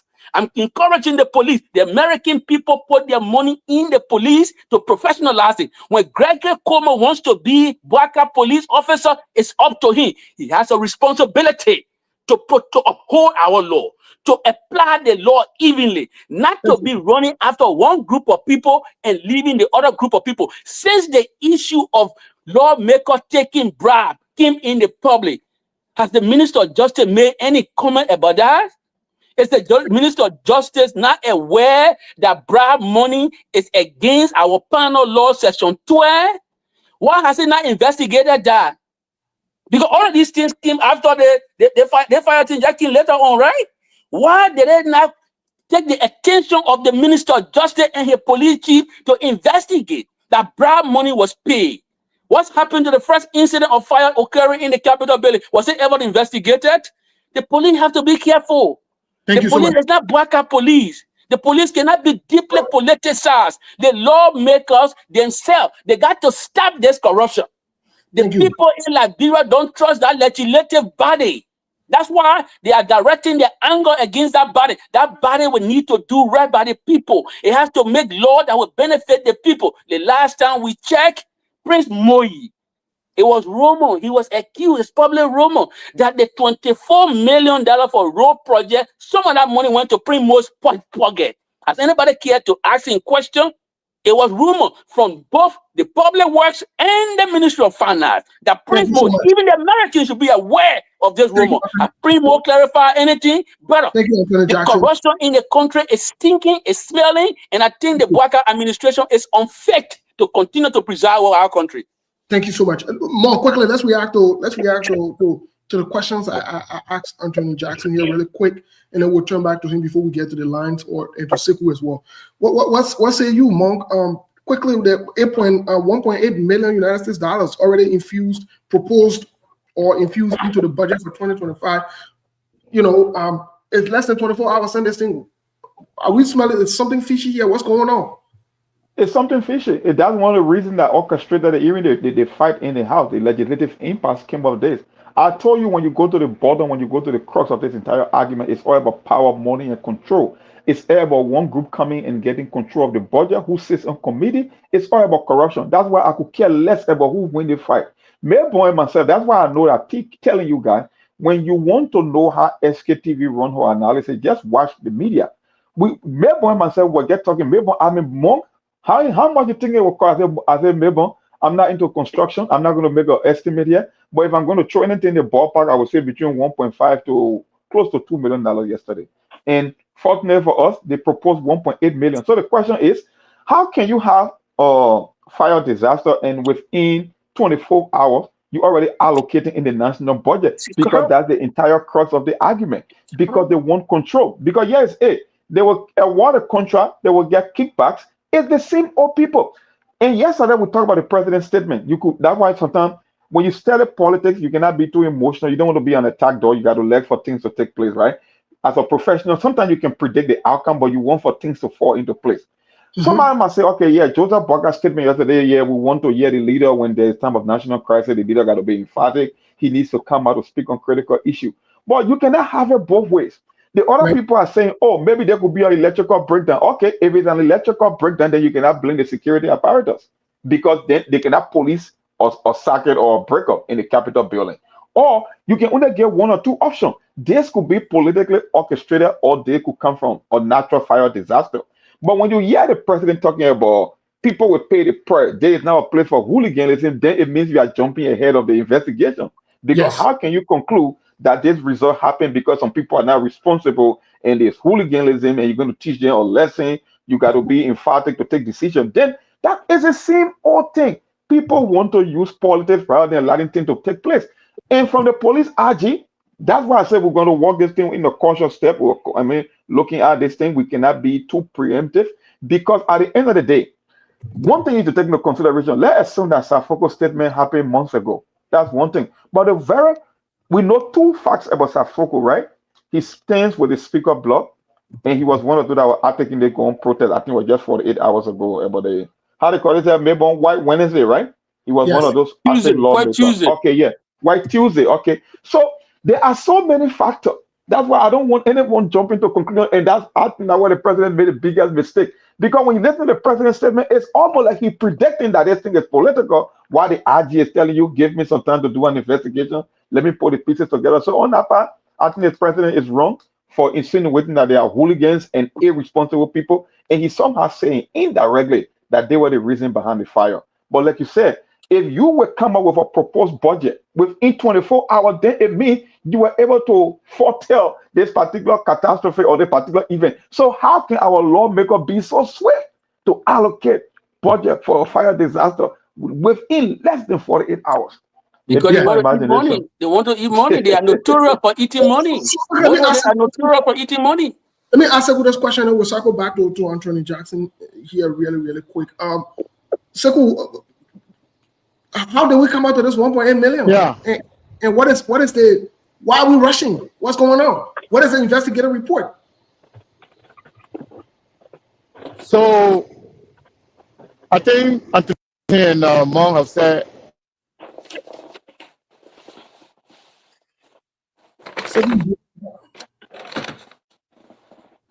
Mr. Khan, are you there? Yeah, Sekou is not coming through. He's breaking up. Maybe he would join us when he gets better connection. But let's go to Anthony Jackson really quick because we want to go to the last every Yeah, good. let me ask you this question before you answer. Let me ask you this question. I want to put this in perspective. I understand the point that you are making about the protesters on Wednesday or on Tuesday. We subsequently followed the burning of the chamber. But here's my concern. Here's my question. How did we come to the conclusion of hastily including and prioritizing this building? You spoke about the prioritizing the building. Why you see people and hurt people in the hospital and so forth from the protest? This is a tactic deployed by failed governments around the world. All right? It's a tactic deployed by failed governments around the world. Bouaga government is included, right? They're trying to look for scapegoat. They're trying to beat on people as a way of distracting attention from the failure, the chronic failure of the administration. So you're looking for somebody to beat on, right? Look, brother, to be honest with you, looking at Bouaga, the word, those things he just said, rule or law. You see how they look so ugly in his mouth? Because he does somebody who doesn't even believe in the respect and the supremacy of the rule of law. Since Bouaga took over, has he respected any law? Ask him if he's an honest person, if he's not a shameless old man. He would be the first to confess that he has not respected the law. It is the disregard, flagrant disregard of the Supreme Court's opinion, for which our people had to go to the Capitol building, exercising their Article 17 right. And they got brutalized. And following that brutalization, that barbaric act on the part of the police, which some of them will not want to criticize or condemn, that what led to that horse coming down. But even if you talk about Safoko, whatever statement was attributed to him, and I'm not a lawyer, but is it not possible for Safoko to argue that he was speaking metaphorically, and that right is given to him in Article 15 of the Liberian Constitution? Liberia, we come along with. That's why I applaud the press release from the U.S. Embassy. That press release was balanced and it was even-handed. We cannot do anything that will reverse the gain we made. Bouaga is not reconciliatory. He's doing everything to reverse the progress that Liberia has made. You can't have a leader like Bouaga and you think Liberia will be in peace. He has shown no respect for the law. How can he talk about developing country when he's setting the country to fire? When you don't respect the law, you think the country will develop in the absence of law? Margaret Thatcher, the former Prime Minister of Great Britain, she said the first duty of every government, every civilized government, is to uphold the law. Bouaga has not upheld the law. He has not respected any law. He has violated flagrantly and routinely the laws of our land, reaching from a violent removal of tenure holder, coming down to him bringing illegal yellow machine into the country and to what he's doing currently and his promotion of tribalism. All of those terrible things, all of those notorious things that brought Liberia down, those are the things Bwaka doing, promoting tribalism. You know what I mean? Today, the government is almost 75% from Lofa County. And he's still talking about you will develop. How are you going to develop Liberia when you don't respect the laws of the land? The grand norm of our country. When your police people will not even respect civil rights, civil liberties. When people are marching, protesting, they will go and violently brutalize them. And the council of churches will release and say, they let investigate the source of the violence, the Capitol building, that all place. Look, brother. The council of churches, have they read any Bible? That only Caesar and King Nebuchadnezzar that will place emphasis on physical infrastructure. Anybody who get fear for God will talk for poor people and the injustice being meted out against poor people. I'm calling on Councillor Fona T. Kofa not to buckle. I think we need more protests to awaken the dead consciences in the country. Today, if you go to Liberia, go to our Facebook page, students, health workers who are supposed to be taking care of poor people, they can't get their stipends. But Patrick Horner, a stooge of Mr. Bwaka, take 3,000 to put gas in a generator. Students can get stipend. The finance minister, in the sea of bad news, he dropped a nugget of so-called good news and he wants people to be dancing. In the sea of bad news, he said he gave civil servant $150 so they're supposed to dance while Patrick Hunter generator get 3,000. Is Liberia a just society? We need more protests for Liberia to be a just and equitable society. I call on Fonati Kofa to stand here ground. It took one guy, one fruit seller in Tunisia to provoke a revolution across the Arab world. One courageous guy in Tunisia. He set himself ablaze, believing that injustice was chronic in the society. Kofa, nobody should intimidate you. If you have the means to mobilize people, mobilize more people. We need protests in our streets to awaken the dead consciences in the government. Like the health workers are doing, we need more protests. Our students need to protest. Can you imagine Patrick Hunter generator, the 3,000? Can you imagine the president being accused of paying 15,000 to bribe lawmakers when our schools are with our teachers? Thank And you. they are sitting on the bare floor. It was your station that carried the schools in Sano, right? The Yeah. school between Sano and Grand Jide. The people sitting on the bare floor. But Bwaka can take 15,000 and pay lawmaker, bribe them to move a speaker. This is a better medicine. It's a better Jolobo, but it will heal the country. You know, Jolobo better, right? But it will heal the country. When Kofa holds his ground, when he stands his ground, tomorrow, no president will think about bribing anybody to remove any speaker again. It's Thank a you. difficult lesson. Let Liberia learn this difficult lesson. I'm telling Brother Kofa, all peace-loving Liberians to stand with Kofa. I am prepared to go to the barricade. I will be leaving the United States of John, Brother Kofa, and other people to protest against this government. This government doesn't value left, value physical structure. We will put value on left first. Because nobody can create left other than Jesus Christ. We not put value on physical structure. If you don't do right, people will get angry and do silly things. Do right by the people. That's my message to Bwaka and a bunch of thieves who now masquerade as government officials. You dividing 15,000 to lawmaker to illegally move speaker, and you can't put medicine in our hospitals, and you can't build our schools. You get 3,000 to Bwaka stooge. And see what Bwaka doing? Polluting our politics. Everybody who say, hey, Mr. Bwaka, he gave them big job in reckless disregard to the law. Stooges are all over the government. Cronies are all over the place, even though the constitution speak against this. And you think we should stay silent? You think our people should not protest? I'm calling on Liberian people. Now is the time. Stand with Kofa. Kofa is fighting for justice. Kofa is fighting for justice. In any society where injustice flourishes, that's danger. In fact, what Dr. King said to us, Martin Luther King Jr., what was his message to his people? He said, any edifice, and America was not restricted, it was not limited to America, any edifice that produces beggars, he said they should be what? They should be restructured. If the Liberian legislature is producing beggars, if the legislature is stealing from poor people, It should be restructured. If the Bouaka administration is producing more bikers in the street, our people should protest against it and should be restructured. That's king.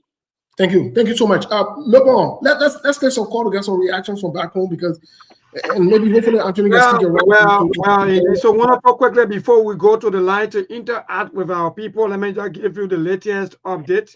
I'm getting report that the both lawmakers are from the two sides. They will be having a meeting with the president. That I'm getting that they are quote unquote from the fanatic side and from the majority bloc.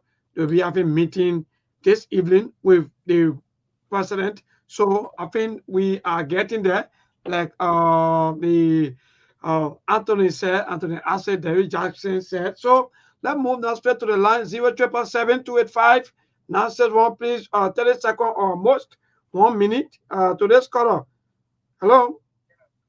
How are you? Yeah. Yeah, go ahead, my brother. No time to waste. Yeah, this is David King. But they are just hit the nail on the head. Look, these guys are protesting. This is the reason why that plate it was got up on fire. With the block that key and spoke the way he spoke. Sabotaging the entire investigation. Suddenly, we see $1.8 million placed in the 2025 budget to carry renovation. Where is the engineer that came to give them such an estimate? This thing is, I mean, they just did this to corrupt with the Liberian people. And we are all right, they just did it to corrupt with the Liberian people. So this caller, good evening. Yeah, go ahead, my dear. Okay. Yeah, I'm listening to a panelist in the studio saying the rules of law. They say finally watch all when Joseph protests before system of jail in some beach. They say finally also watch when the case of Cabinet Channel, the law was not the law. They say finally observe that when the peaceful Liberian citizens were penalized by the city-led government, they say and do nothing about it. Well, now we're hearing that we should protest. If I see him, if I'm the protest, I will join him.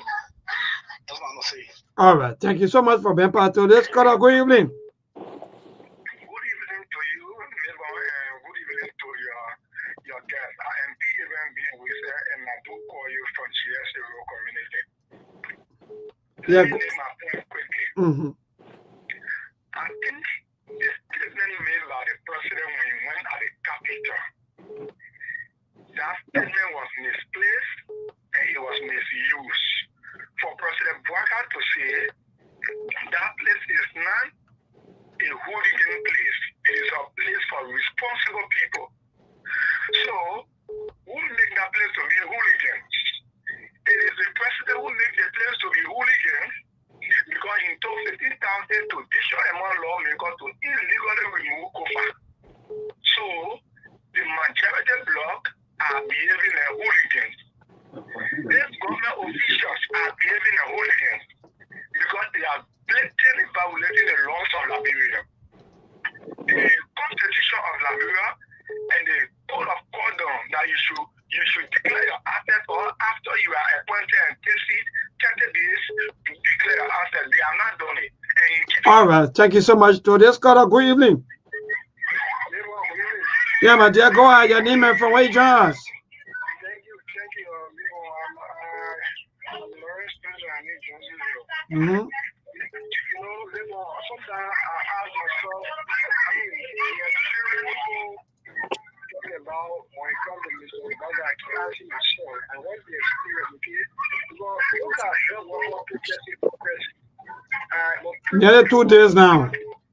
Yeah, but pretty much embarrassment for our country. Just more who feels for that country. We are not proud of people that praise way. They brought up $1 million our country. They're talking about 1.8 million with our brothers who are struggling. Propose. You know, rural health centers cannot be paid. What kind of wickedness? There's some the people are asking all those kind of show the way they speak with a lot of passion. We want to see it because there's clear brothers wickedness. So what's the experience people say is the brother had?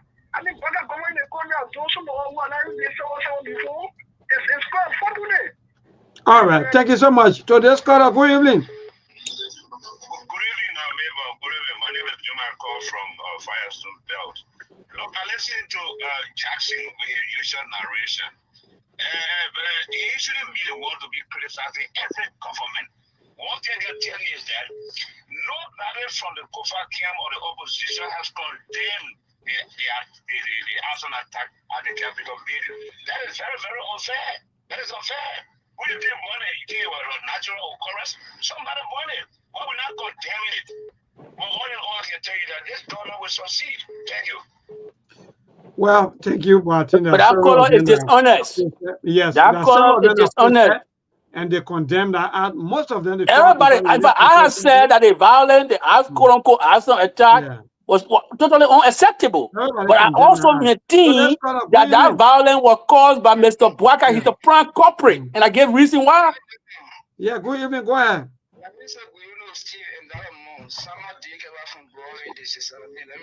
Yeah, Samuel, my brother, I wanted to call your name today, but it slipped off my mind. Thank you for joining us.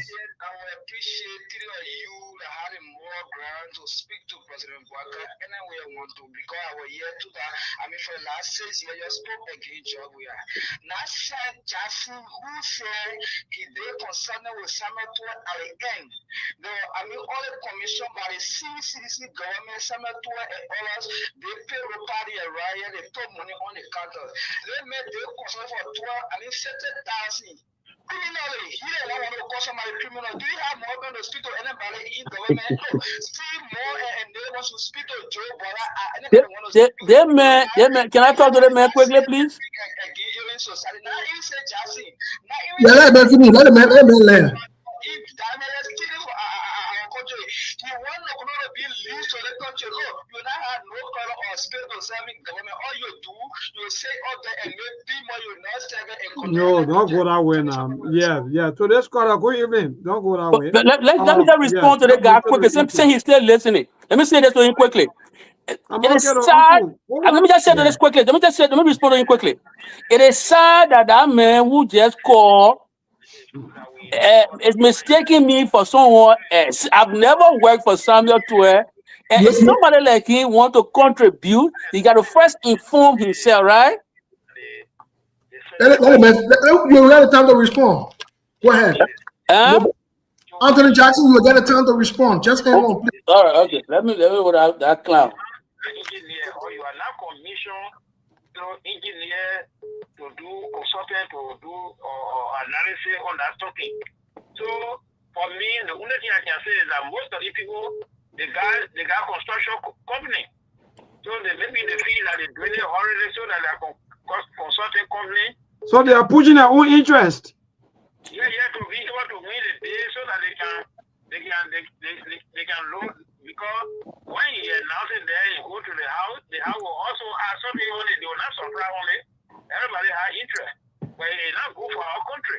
I mean, people crying. Somebody just died. For example, you go there now, then you can't tell rule. You start letting them what you want. Something casket. What do you think is that? They play job on point. You are not even they are not coming report. Don't forget what even report. Did I even clean up? Yeah, they tested that.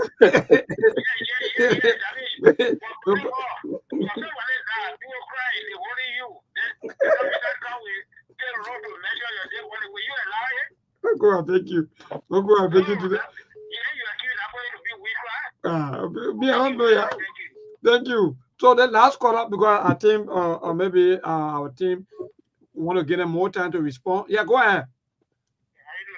Okay, thank God for life. Go ahead.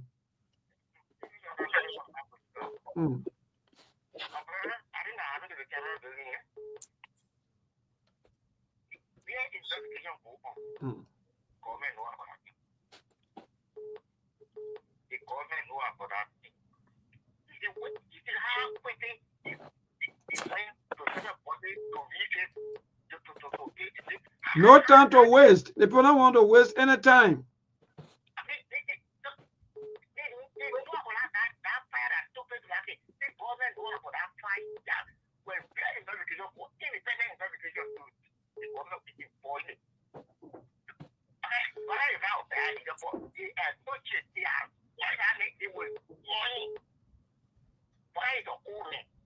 All right.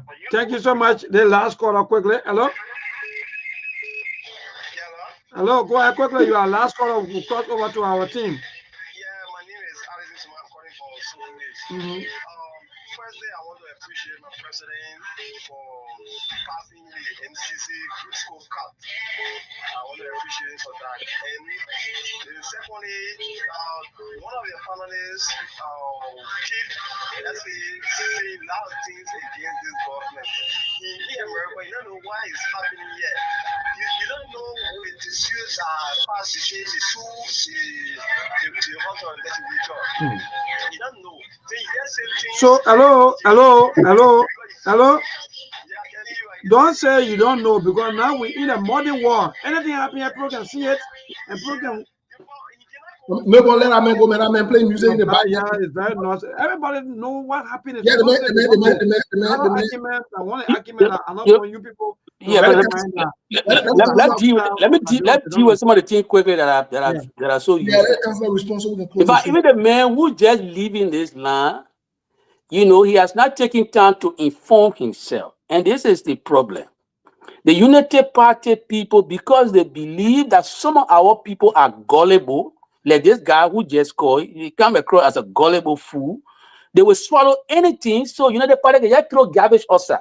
The MCC thing is not a thing for Unity Party to take credit for. They see Samuel Tuer, who you put handcuff in your hair and lying on him that he did bad things, he stole money, that Samuel Tuer then hard work, he enjoy we are then.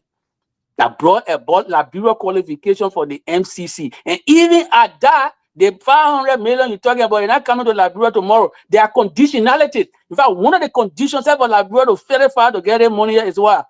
Democratic reform. They block our government, a lot of government that can do democratic reform. One of the assistant ministers in the government just exercised his right to talk freely, Article 15. It means the government brought scholars here, and not correct. Government is moving. So democratic reform talk about what?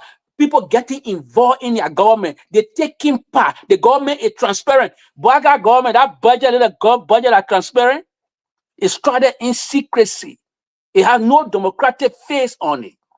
I was in the government when Madam Sally passed what they call it, the open government partnership. It was a bigger commitment for Liberia to what? Respect accountability. Is the Black government accountable? Is it transparent? Black government outside the budget, it spent 1.1 million to buy bulletproof Jeep for a sick, decrepit man like Black. That transparent people here. So they were not even pass it. So nobody will fool you and say, oh, the government get 500 million. 500 million not just coming. They got condition. My sister Mariah Yakula, she explained it in simple English on her page. I'm going to count simple English. She said, they think you're passing DV. When you win DV, you don't come to America Street. There are things you must do. If you say you marry, you must show people that you really married. All right? You must show, you must get. So there are conditions that you will meet to get 500 million. So Unity Party people, when I fool you and start dancing prematurely, and even if they will acknowledge that the guys can go ahead, green light from MCC, they must acknowledge Samuel Tuer was the Minister of Finance and George Allen who did the paperwork. Because same Bwaga King, he are not rating one paper, 0. They ain't got nothing to celebrate. That's why they're trying to jump on MCC. The other thing I want to say quickly to the fellow who called and mistaking me for my uncle, and I don't mind. My uncle is Saint Jackson. My name is Isaac Huicomblo Jackson. I was never a consultant to Samuel Tuer. So when you call here, you are a brainless brigade member of the Unity Party people team. So you don't think properly. For you to contribute to public discourse, you must understand things and understand people need and where they come from. Saint Jackson, who is an economist, was the consultant not to Samuel Tuer, to the Minister of Finance. Saint Jackson was even consultant to the Ellen government. Saint Jackson was even the economic advisor to Charles Taylor. I'm a lawyer, I'm not economist. So that man there, he Unity Party brigade member, he got no brain, and he got brain spatter in his brain, so he don't think properly. Why a middle name? Huicomblo is a bastard name. Huicomblo. It means the educated man owns the land because he's more educated to defend the land, right? He's a knowledge. The guy who's educated, he would defend our land. So that's my middle name. I'm not saying my name is Isaac Huicomblo Jackson. And you say where our president from? where our president But originated. Bwaga is from Buedu, and you see how he still conducting himself because the man is from Buedu. He still got that spirit of vengeance in him. You will not forgive Fonati Kofa, but that's what he's doing. But let me say, I want to say something to this guy. I want to say something about Bwaga talking against. We not encourage hooliganism. Bwaga doesn't have the moral authority, high ground to talk about. We not encourage hooliganism. The guy who is at internal affair, you guys have to bring the tip of that guy from Lofa. Because Julius Lofa, right? The other colleague who can be here one time, occasionally he can come. Julius Lofa got a guy voice on his page where the man is threatening violence against another person. That Bwaka can hear a former Lofa Defense Force Bwaka. Bwaka is a member of the Lofa Defense Force. He coming here and telling Liberian people, and I'm in hooliganism. Why you are doing Lofa Defense Force? And he promoted somebody to be internal affairs minister who will go to Lofa and will carry out violent act. He will promote an deputy RG who is accused of shooting in CDC compound. Bwaka is a prime corporate. He can't be saying he's not hooligan. Anthony Jackson, quickly, yes, we got 4 minutes. Let's take 1 minute out of your time quickly because the radio will be off in the next 3 minets. Let's take 1 minute. Mark will take 1 minute, and I will take 1 minute. I wanted to inform you people that the president has made additional appointment. Yes, that's what I want to ask him. I want to ask him on that. I want to ask him on that. While we are on, Bwaka is a clamp of a president. Hold on 1 second, please. While we are on, President Bwaka, amidst all of this, we're expanding tomorrow, but let's get your take on it, please. 30 seconds. President Bwaka appoints Gloria Musu as the chairperson of the board for NUCA. What does that say? Bwaka, he continued to justify that he believed in what they call political clientelism, right? Giving people jobs because they supported him and they are his friends. That's all he's doing. So he promoted people like Patrick Hanna to the scene NUCA because NUCA is the new money bank for most of the government officials. So they all rush into NUCA, right? That's where they go to NUCA, they go to LTA. That's the money area there. So Bwaka carry people there so they will get some money. But you know, the other thing that we sort of talk about the legislature, one color talk about it, and I think we should emphasize it. It's a sensible point the guy made. The building just got out with fire. No serious investigation has been carried out to establish the causation or the cause of the fire and the implication and how many things got damaged. Which engineer report are they relying on and putting 1.8 million in the budget if not to divide it among themselves? The Unity Party government is noted for sucking money out of the government through burning facilities. You know, the executive mansion got on fire, and Unity Party put in the budget that they repair that mansion over 5 times and one breaking go in that mansion until Joy Wakin. Unity Party people, be careful with them. When things get fire, they're going to repair it, that money they want steal. Bwaka and his people are notorious for stealing. This government is not fit for purpose. We need more people to stand up for democracy, to stand up for Liberia, and to protest alongside Fonati Kofa. Don't get intimidated by the brutality of the police. The police brutality should not intimidate you. Stand up for Liberia. I will be joining you guys soon and very soon so we can give Bwaka the run for his money. Liberia doesn't belong to Bwaka alone. Liberia belongs to all of us. And if our laws are not respected, our country will not be developed.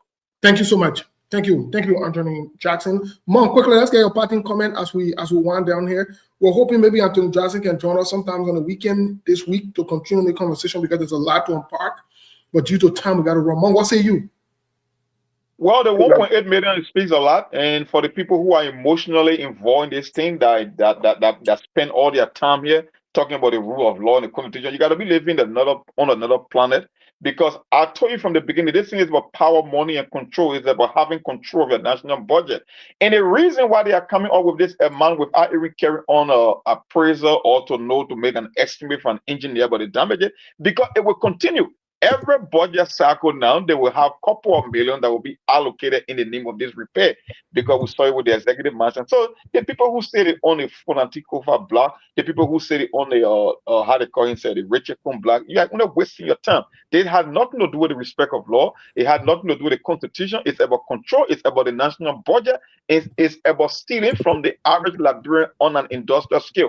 Look, if this thing had happened outside of these lawmakers, do you think they would have allocated money for that particular event if it were restricted to the regular voters in Liberia? No. So you come on the show, you listen to the show, and people talking about rule of law, they take respect for the constitution, who won the Supreme Court case. No, that's not what it's all about. It's about stealing, it's about politics, and it has nothing to do with the rule of law, because even if you switch places, you will still get the same outcome. So for you guys who are calling the emotional contingent that keep trying to pick a side, that want to score political point, it's just another eye opener for you. And to the president, I think he misspoke, even though he wanted to show off that he's in control, he wants to speak like a leader, but you cannot honor man an investigation. It's exactly what we saw with the previous government when it came to Albert Peters and Gifted Laman there. You are trying to honor man an investigation. You are making the water even muddier, and people cannot even get the idea as to what's happening, because you cannot be saying it's an I want to push back a little bit. I want to push back a little bit when my brother just uses a broad stroke of brush against everybody. You know, I don't think Liberia is existing in a vacuum. We got a Supreme Court that, if we are agreed, we take cases to. The Fonatikova block, based on the manner in which he was being removed, he went to the court. The court gave an opinion. The opinion, I believe, was in favor of Fonatikova. And that's why we started it. But we can't just say, no, this is not about, violation of the law. Then where are we going? We got to pull it somewhere. I think it is about respect for the law. Bouakai has not been respecting the law, brother. And we are catalog pieces of evidence that Mr. Bouakai has not respected our law since taking power. The tenure law, for example, Bouakai violated it flagrantly. He moved somebody from the central bank who was covered by tenure and replaced that person with his nephew.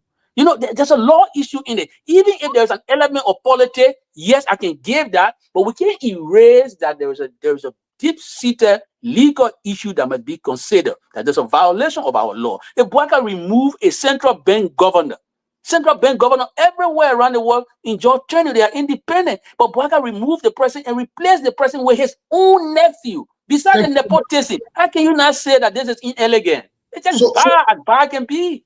So, folks, we'll leave the conversation here for today due to timing. We'll leave the conversation here for today. We'll connect with Anthony Jackson. I'm not sure his availability tomorrow, but we'll speak behind closed doors here to see his availability. We want to continue the conversation from where we stopped. We'll be on tomorrow by the grace of God, and Saturday and Sunday as well. Monk, any last statement before we leave? Because we're about to leave. We're out of time. Thank you, Monk. Thank you, comrade. I appreciate it. Well, my last statement is very simple. We should pay attention and understand what's going on in the political scene in Liberia, and just know that this thing is deeper than what you think it is. And you can see it from the allocation of the 1.8 million, and you can see what's going on with the president. So they already projecting, they already telling you what's going to happen in the end. So if you get the idea that it was from some electrical problem, no, you are living a whole different universe. They know exactly what's happening, and this game is being played on both sides. That's just the nature of the sport when it comes to Liberian politics. So before you can pick a side, just have an open mind, like I keep saying on SKTV, and you will get to know the main culprit in this thing. Thank you. Folks, let's have a good day. Let's have a good start of the weekend. Thank you so much, Anthony. Thank you for making time to join us. We'll see you tomorrow. We'll be back right here, same time, same place. There are things we can do. We bring good news and we give it to you. There are things we can do.